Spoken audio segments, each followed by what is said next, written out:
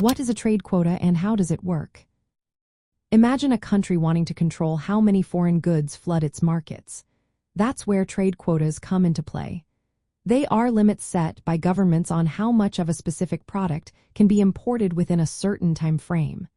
These limits can be on the number of units or the total value of goods allowed in. The main goal is to protect local industries from too much foreign competition. For example, a country might limit steel imports to keep its steel industry alive and prevent foreign companies from taking over.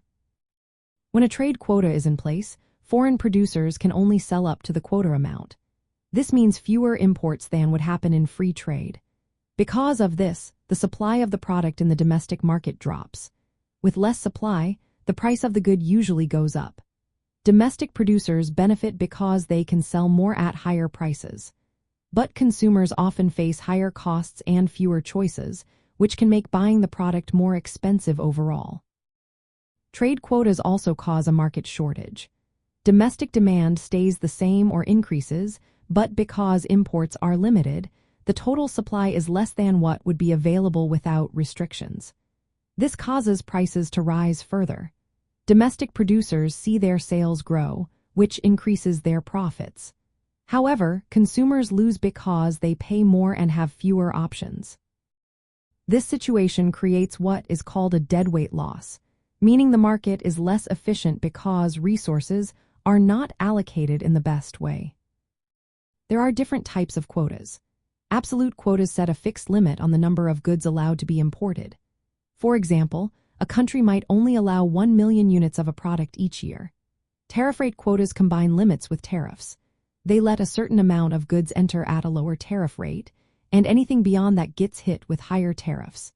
This way, countries can control imports while still allowing some foreign products in at lower costs.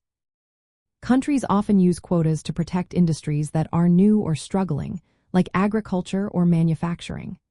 For instance, some nations limit sugar or steel imports to help their local producers stay competitive.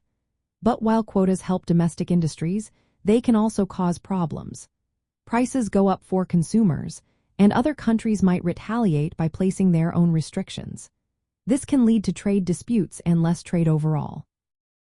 Quotas can also make domestic industries less competitive over time because they don't face enough foreign competition to improve.